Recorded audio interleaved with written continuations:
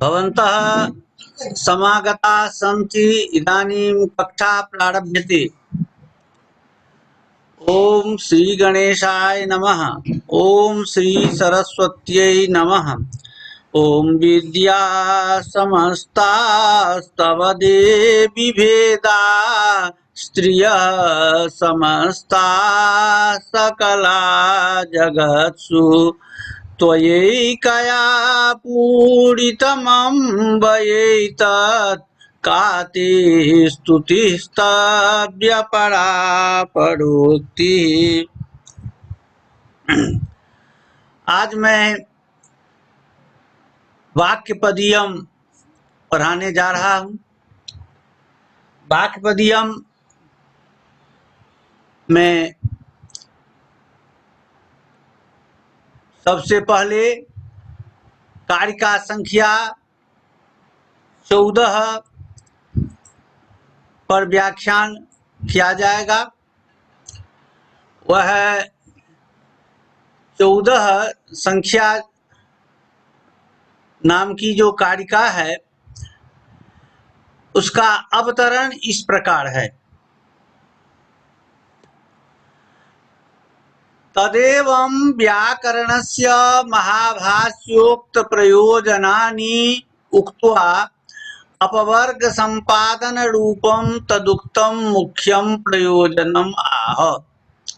यह समझ लीजिए, तो महाभाष्य में जैसे व्याकरण के प्रयोजन बताए गए हैं उसी प्रकार उन्हीं को दूसरे शब्दों में वाक्यपदीयम के ब्रह्मकांड में भी व्याकरण के प्रयोजन बताए गए हैं। यहाँ पर कुछ भिन्नता तो जरूर है, शब्द में भी भिन्नता है, प्रयोजन में भी भिन्नता है। अब इसी बात को क्रमशः यहाँ कहने जा रहे हैं। तो रक्षा ऊ आगम लघु असंदेह को तो पहले कहा गया, इसलिए कहते हैं जो व्याकरण के जो महाभाष्योक्त प्रयोजन जो है वो तो मैंने कहा गया। उनको कहने के बाद अब अपवर्ग संपादन रूपम तदुक्तम मुख्य प्रयोजनम आह। अब अपवर्ग संपादन रूप जो व्याकरण का मुख्य प्रयोजन है वह कहा जा रहा है। अपवर्ग माने मोक्ष, मोक्ष की प्राप्ति कैसे होती है यह इसका मुख्य प्रयोजन है और वह मुख्य प्रयोजन अब बतलाने जा रहे हैं वाक्यपदीयकार भर्तृहरि। उसी के क्रम में यह कारिका है। तद्वारमपवर्गस्य वाङ्मलानां चिकित्सितं पवित्रं सर्वविद्यानामधिविद्यं प्रकाशते। तद्वारमपवर्गस्य वाङ्मलानां चिकित्सितं पवित्रं सर्वविद्यानाम अधिविद्यम प्रकाशते। इसमें 4 चरण हैं। चारों चरण के अलग अलग स्वतंत्र अर्थ हैं।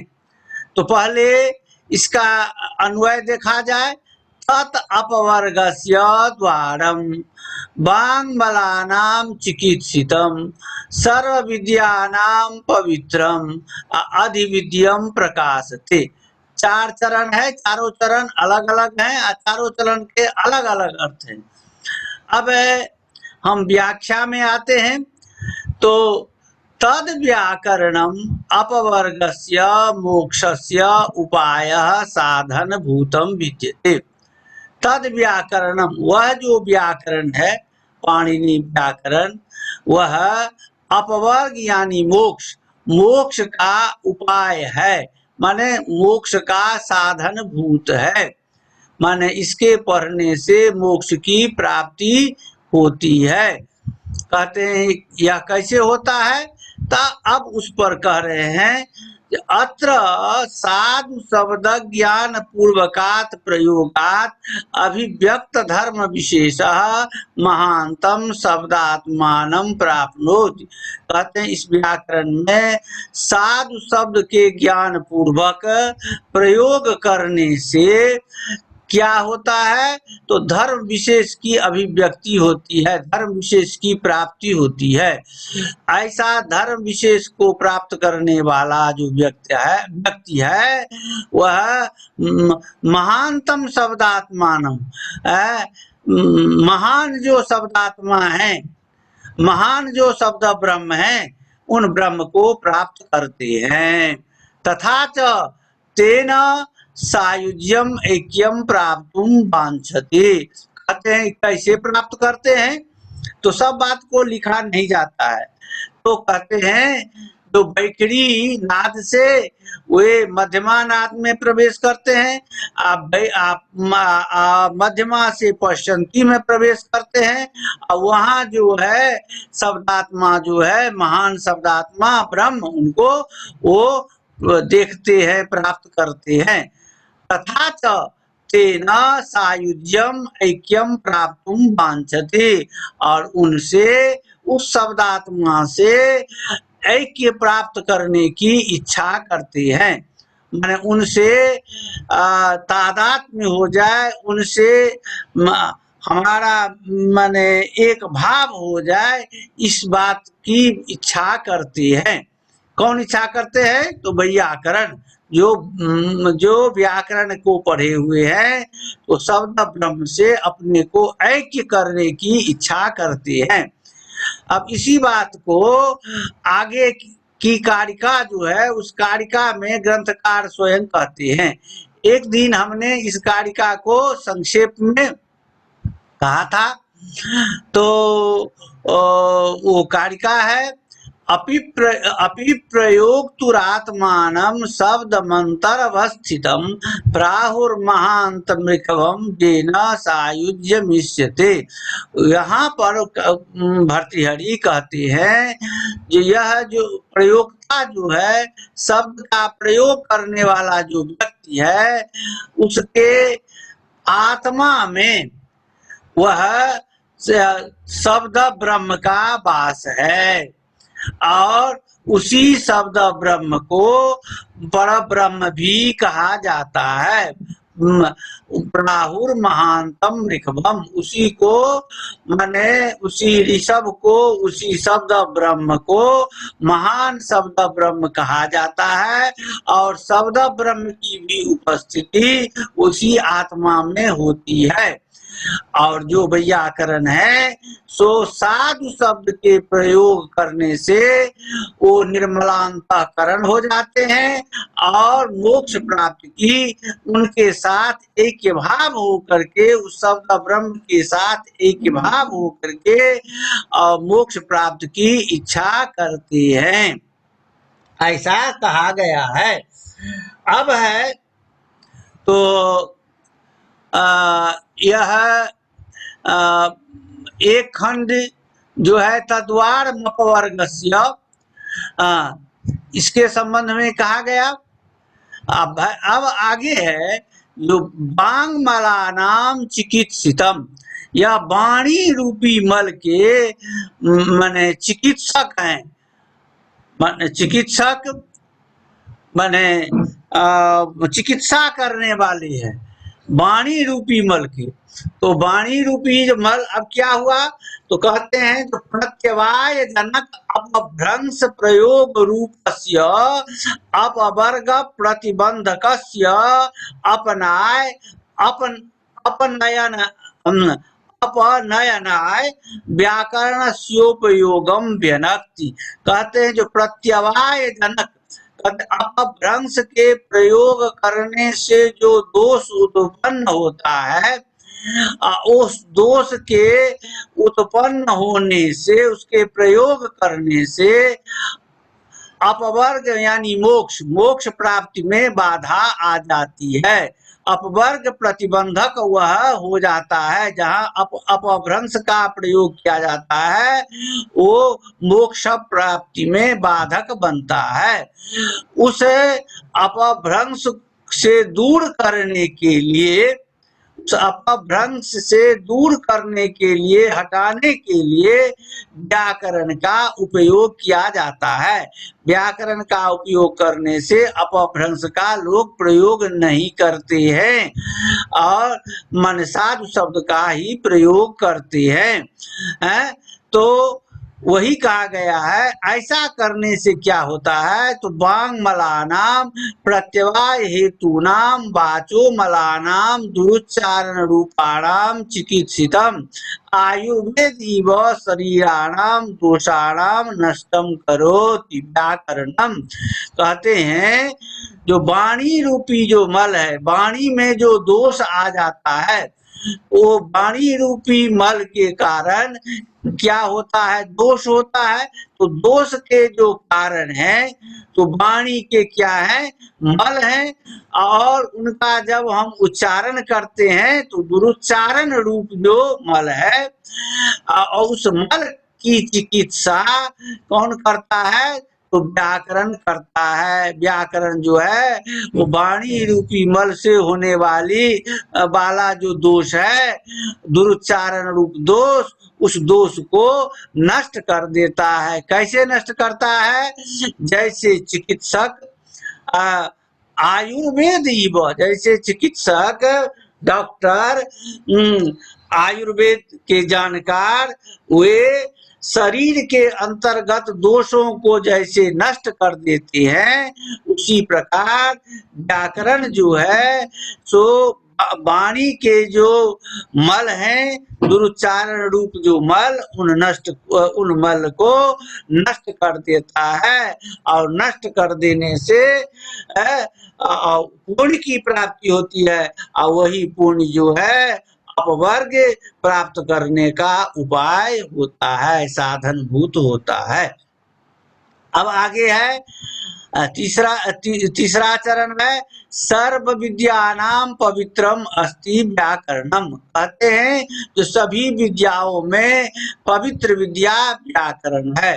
कहते हैं यह कैसे कहते हैं, अब तो विद्या कितनी प्रकार की होती है, ये तो हम आपको पहले हमने माने प्रतिपादन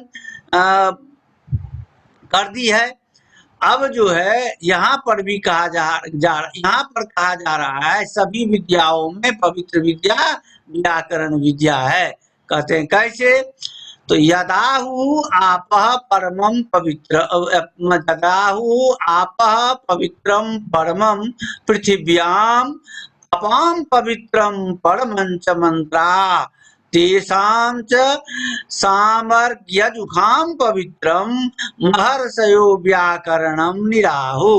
क्या कहते हैं, कहते हैं पृथ्वी पर सब कुछ को पवित्र करने वाला कौन होता है, तो जल।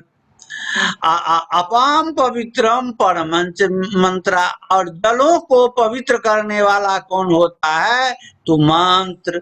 वो मंत्र क्या है, तो ऋग्वेद यजुर्वेद सामवेद रूप मंत्र हैं। उन ऋग्वेद यजुर्वेद सामवेद रूप मंत्र को भी पवित्र करने वाले कौन होते हैं, तो व्याकरण। महर्षय व्याकरणम निराहु, महर्षि लोग उसको व्याकरण कहते हैं। जो वेद को भी पवित्र कर डाले उसको व्याकरण कहा जाता है। इसलिए वह व्याकरण जो है तो सर्व विद्यानाम पवित्रम, सभी विद्याओं को पवित्र करने वाली विद्या है।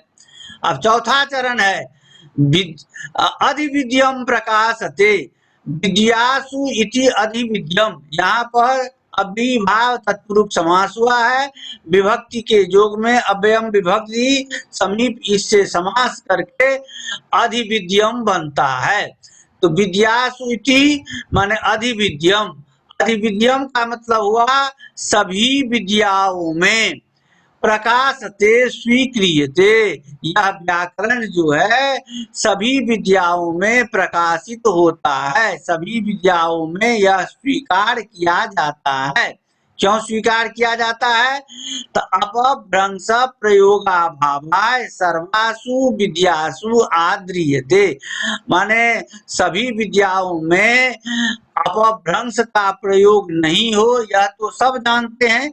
जितनी विद्याएं हैं, विद्या के जो रचनाकार हैं, यह सब चाहते हैं कि जो लिखने जा रहे हैं, हम जो बोलने जा रहे हैं, इसमें कहीं भी असाधु शब्द का प्रयोग नहीं हो। तो अपभ्रंश के प्रयोग को दूर करने के लिए जो यह विद्या है, व्याकरण विद्या है, इस विद्या को सभी विद्याओं में आदर प्राप्त है, इसलिए सभी विद्याओं में यह विद्या प्रकाशित होती है। ठीक है, अब इसी को मैंने हिंदी में कह दिया है, यह संक्षेप में देख लीजिए। यह व्याकरण मोक्ष का उपाय है। आपको उत्पन्न करने वाले अपशब्द रूपी वाणी के मलों की चिकित्सा करने वाला है। सभी विद्याओं में पवित्र और असाधु शब्द को बताने के कारण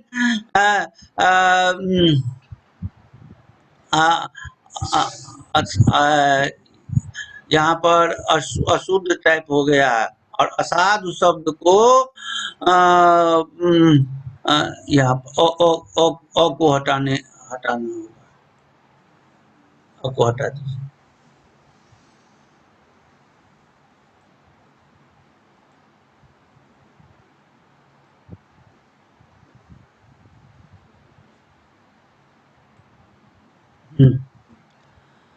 हाँ, साधु, अब ठीक हो गया। साधु शब्द को बताने के कारण सभी विद्याओं में आदृत भी है, आदर को प्राप्त करता है। यही देखिए कितना कमाल है, एक अ से एकदम अर्थे बदल जाता है। धोखा से देखिए और टाइप हो गया था, अब उसको हम हटा दिए हैं। तो साधु शब्द को बताने के कारण यह सभी विद्याओं में आदृत भी है। ठीक है, अब हम आगे बढ़ते हैं। तो आगे बढ़ते हैं, आप 15वीं कारिका पर थोड़ा, आप 15वीं कारिका को देखें। 15वीं कारिका का माने अवतरण है, व्याकरणस्यापवर्ग द्वारत्वम उपपादयन लौकिक शब्दानुशासन रूपम प्रयोजनमाह। कहते हैं कि पूर्व कारिका से व्याकरण को अपवर्ग का द्वार कहा गया, इसका प्रतिपादन करते हुए अब लोक में शब्दानुशासन का क्या प्रयोजन है यह कहने जा रही हैं। क्या है? तो यथार्थ जातया सर्वा शब्दाकृति निबंधना तथैव लोके विद्यानाम निशा विद्या प्रायणम। अब अन्वय देखिए, यथा सर्वा अर्थ जातया शब्दाकृति निबंधना तथैव ऐसा विद्या लोके विद्यानाम परायणम, यह अन्वय है। अब यहाँ पर व्याख्या है, यथा सर्वा अर्थ जातयः घटादि संवेता घटत्वादि जातयः शब्दाकृति निबंधना शब्दानाम घटादि शब्दानाम आकृतयो घट शब्दत्वादयो निबंधनम बोधकम जासाम ता अर्थगत जातीनाम शक्यत्वम शब्दगत जातीनां च शक्यत्वम इति भावः। है तो शब्द कठिन, लेकिन उसको थोड़ा देखिए। कहते हैं जितनी संसार में जितनी अर्थ जातियां हैं वे घटादि से संवेत हैं। अर्थ जाति का मतलब हुआ जो अर्थ पहले हुआ, घट पट आदि जो हम देखते हैं सामने में, वे अर्थ के अंतर्गत आते हैं। उनकी जो जाति होती है अर्थत्व जाति होती है। उसी प्रकार अर्थ जाति के अंतर्गत घटत्व जाति पटत्व जाति आती है। तो घटत्व और पटत्व जो अर्थ रूप है उसकी जो जाति है घटत्व पटत्व, उसमें घट और पट समवाय संबंध से रहता है। यह दर्शन की भाषा है। उसमें क्योंकि जाति और जातिमान में समवाय संबंध होता है, नित्य संबंध होता है, तो समवाय संबंध से, माने घटत्व में घट जो है सो समवाय संबंध से रहता है। तो घटत्वादि जातय, वह घटत्वादि जाति जो है वे भी शब्द की जो आकृति है उस आकृति के द्वारा वे समझे जाते हैं। तो इसीलिए कहा गया है कि शब्दानाम घटादि शब्दानाम, शब्द का मतलब हुआ घटादि शब्द, उनकी जो आकृतियां हैं, आकृति माने जाति, तो क्या हुआ घट शब्दत्व है, पट शब्दत्व, इनका जो बोध होता है सो शब्द से ही बोध होता है।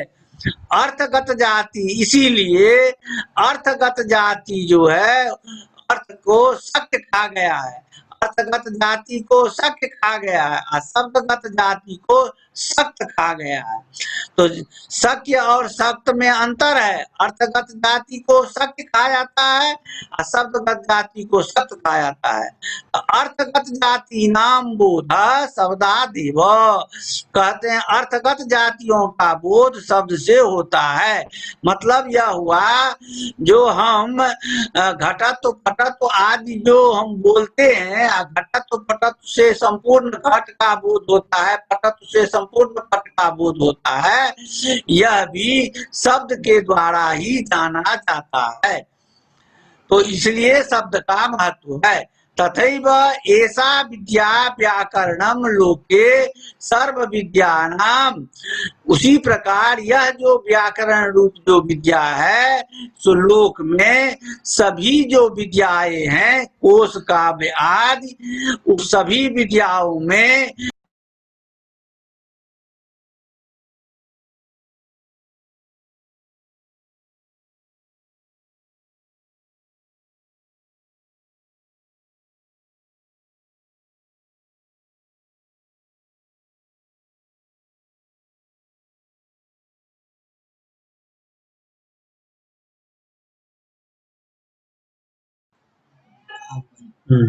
यह कनेक्शन हट गया था, इसके लिए बीच में हम रुक गए। तो कहा गया है जो वह जो विद्या है व्याकरण विद्या, लोक में जो जितनी विद्याएं हैं कोश काव्य आदि, सभी विद्याओं में इसकी अपेक्षा रहती है। किसकी? व्याकरण विद्या की सभी विद्याओं में अपेक्षा रहती है। तो जैसे लोकगत विद्या को समझ, आवाज आ रही है विनय बाबू? हाँ आ रही है मुझे भी बढ़िया। हाँ हाँ, जैसे लोकगत, हाँ जैसे लोकगत विद्या को माने जानने के लिए व्याकरण की अपेक्षा रहती है, उसी प्रकार से वैदिक शब्दों को जानने के लिए भी व्याकरण की अपेक्षा होती है। वैदिक शब्द का ज्ञान भी व्याकरण के अधीन है। इसलिए भी व्याकरण जो है, व्याकरण मोक्ष का द्वार है, उपाय है, साधन भूत है। वैदिक शब्द को जानने के लिए व्याकरण शब्द को जानना आवश्यक है। जब हम व्याकरण को जानेंगे तो शुद्ध शुद्ध हम वैदिक शब्द का भी प्रयोग करेंगे। तो वैदिक शब्द के प्रयोग से हम माने मोक्ष के प्राप्ति के नजदीक हम पहुंच जाएंगे। इसलिए कहा गया है जो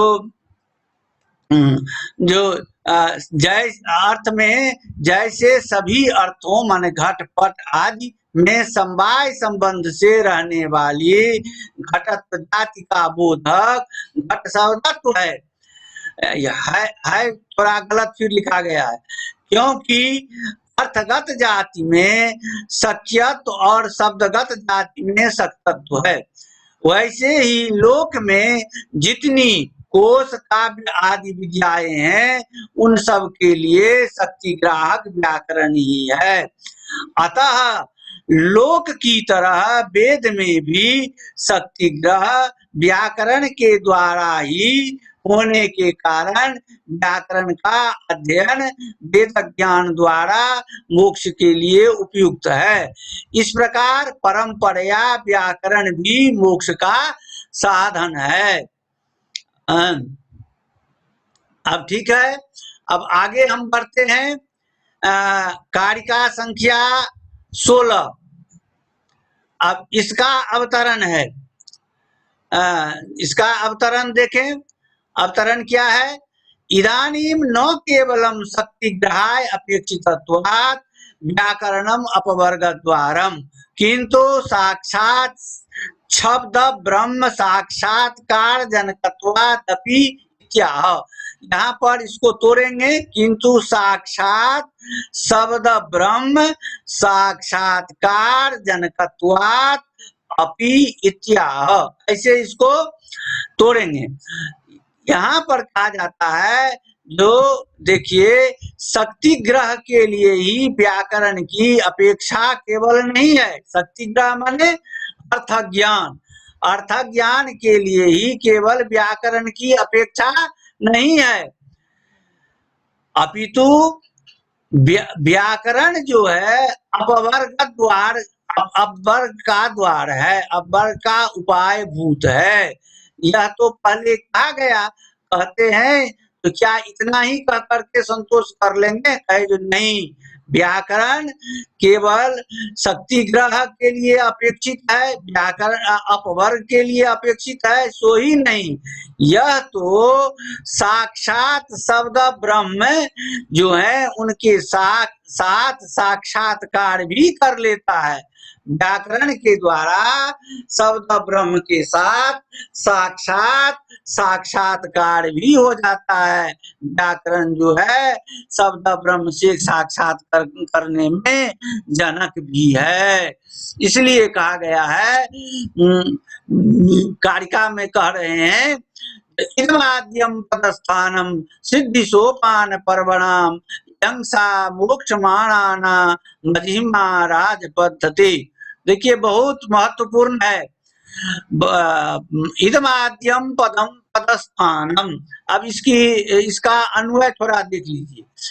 सिद्धि सोपान पर्वणाम इदम आद्यम पदस्थानम मोक्षमाणानाम सा यम अजिमा राज पद्धति। अब व्याख्या पर चलिए। कहते हैं कि सिद्धि सोपान पर्वणाम। अब सिद्धि क्या है? तो सिद्धि का मतलब होता है मोक्ष। मोक्ष तस्य जा अंतरालावस्था। मोक्ष की जो अंतरालावस्था है, अंतरालावस्था का मतलब हुआ जो मोक्ष की जो सीढ़ियां है, उस वह तत्प्राप्त, उसकी प्राप्ति में यह व्याकरण जो है, यह व्याकरण सोपान तुल्यत्वात्, यह व्याकरण सोपान के समान है। सोपान माने सीढ़ी, सीढ़ी के समान है। अब सोपानानि तेसाम विभागा। सोपान माने सीढ़ी, और उसमें जो विभाग किए हुए रहते हैं, अलग अलग जो खांच बनाए रहते हैं, जिस पर हम पांव दे करके आगे बढ़ते हैं, उसको पर्व कहा जाता है। उसको, उस खांच जो है, वो सीढ़ी, बांस की सीढ़ी बनाते हैं तो उसमें बांस का डंटा रहता है, लकड़ी की सीढ़ी बनाते हैं तो लकड़ी का डंटा रहता है, जिसको पर्व कहते हैं। अब मकान में जो सीढ़ी बनाते हैं तो सीमेंट बालू के द्वारा जो बना हुआ, जो बनी हुई जो सीढ़ी है, उसको कहते हैं, तो उसको पर्व कहा जाता है। तो कहते हैं तेषाम विभागा पर्वाणि तेषां मध्ये इदम व्याकरणम आद्यम पदस्थानम पर्व अस्ति। कहते हैं जो उन सोपान, उन पर्वों के बीच में, उन सीढ़ियों के जो विभाग हैं, उन विभागों के बीच सबसे पहला विभाग, सबसे पहला पर्व, सबसे पहला पांव रखने वाला स्थान, पर्व माने यहाँ पर पाद स्थान हुआ, पाद को रखने वाला स्थान कौन हुआ? तो व्याकरण हुआ। इदम व्याकरणम आद्यम प्रथमम पदस्थानम पर्व अस्ति। यह व्याकरण सबसे पहला पदस्थान है, पांव रखने वाला पर्व है। सीढ़ी है। मोक्षमाणानाम मुमुक्षूणाम सा यम अजिह्मा अकुटिला राजपद्धति राजमार्गो विद्यते। कहते हैं मोक्ष प्राप्ति करने की इच्छा रखने वाले जो व्यक्ति हैं, मोक्ष प्राप्त करने की इच्छा रखने वाले जो व्यक्ति हैं, उनके लिए यह जो है व्याकरण विद्या, यह माने व्याकरण विद्या, अजिह्मा अकुटिला माने बिना टेढ़ी हुई, माने बिना टेढ़ी यानी सीधा सीधी, राज पद्धति माने राजमार्ग, राज पद्धति है, राजमार्ग है। राजमार्ग आप देखे होंगे, जो राजमार्ग जो होते हैं सो सीधे वे मार्ग चल जाते हैं, और गांव भर के जो मार्ग होते हैं वो टेढ़ी मेढ़ी होती है, जहां जिस टोला में गया उस मार्ग को वहीं पर टेढ़ा कर दिया।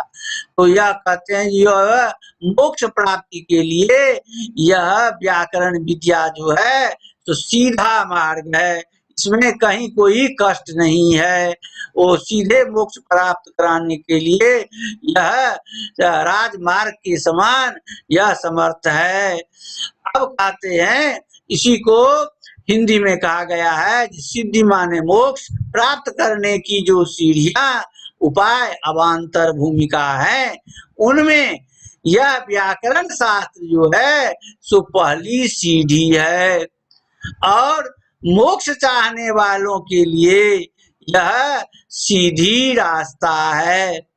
तात्पर्य यह है कि व्याकरण के द्वारा, अब कैसे यह सीधी रास्ता है उसका भी स्पष्ट करते हैं, सो देखिए।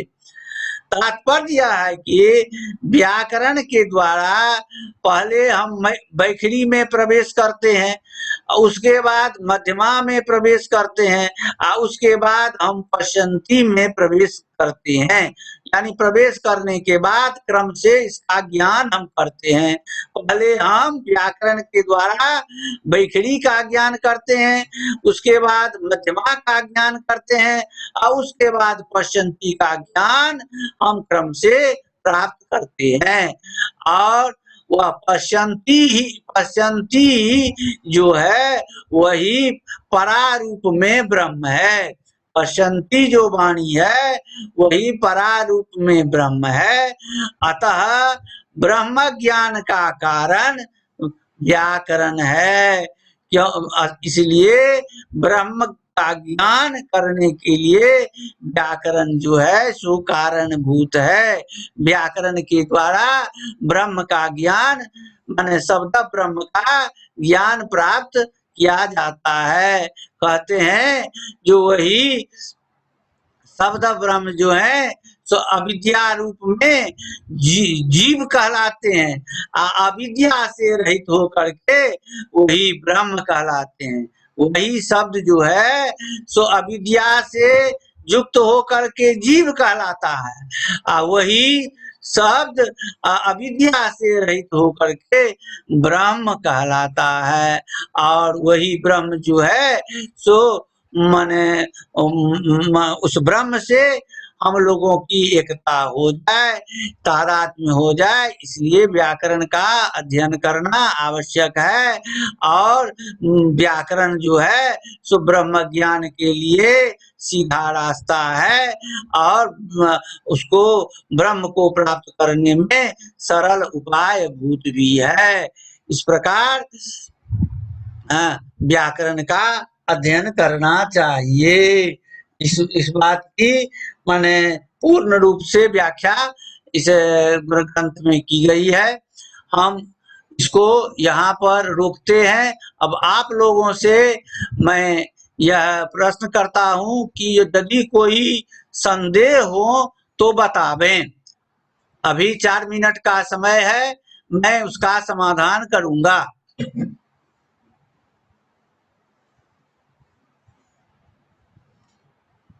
क्या रचना शालिनी जी गुरुजी कुछ बोलेंगी? अजिह्मा अजिह्मा अजिह्मा का मतलब है और कुटिला। जिह्मा माने कुटिला, और जिह्मा माने कुटिला माने कुटिला माने सीधी। और कुटिला राज पद्धति माने सीधी सीधी राज पद्धति माने सीधा रास्ता, जिसको कहते हैं सीधा। हाँ, और कहिए। प्रणाम गुरुजी। हाँ, खूब खुश रहू मधु। हाँ, हम देख रहल छी। जी जी। हाँ, और रचना शालिनी, रचना जी जी हाँ गुरुजी। की शंका अछि? हाँ गुरुजी। हाँ, शब्दाकृति निबंधन एकर अर्थ की भेलै गुरुजी? आप बराबरी ने उत्तर देंगे। रचना शालिनी करने जा रही है। रचना शालिनी नहीं, आवाज नहीं आ रही। आवाज आप कुछ पूछने जा रही है। आवाज क्लियर नहीं आ रही है गुरुजी। अच्छा, तो आवाज नेटवर्क के चलते गड़बड़ी हो रही है। तो शब्दाकृति निबंधना का समझिए। तो वो शब्द जो हुआ, शब्द से घट पट आदि शब्द हुआ, उसकी जो आकृति माने जाति, उसको कहते हैं जो घटत्व पटत्व आदि जो जाति है, वह उस जाति का बोधक, जाति का को ज्ञान कराने वाला जो है, वही माने शब्द है। उस घटत्व पटत्व आदि को ज्ञान कराने वाला जो है, उसको हम शब्द कहते हैं। तो इसलिए शब्द को सक्त कहा गया है, और अर्थ को घट पट आदि जो अर्थ है उन्हें सत्य कहा गया है। तो समझे? माने घटत्व पटत्व आदि जो माने अर्थगत जाति है, उन जाति के बोधक माने घटत्व पटत्व आदि शब्द हैं। इसलिए कहा गया है शब्दाकृति निबंधना, माने वे अर्थ जो घटत्व पटत्व आदि अर्थ, घटत्व पटत्व जाति रूप जो अर्थ है, वह भी शब्द से ही समझा जा सकता है, ज्ञान प्राप्त किया जा सकता है। ठीक है? और कहीं कोई नहीं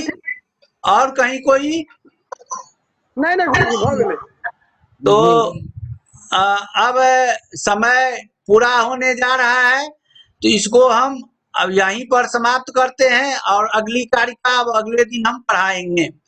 ठीक है? प्रणाम गुरुजी।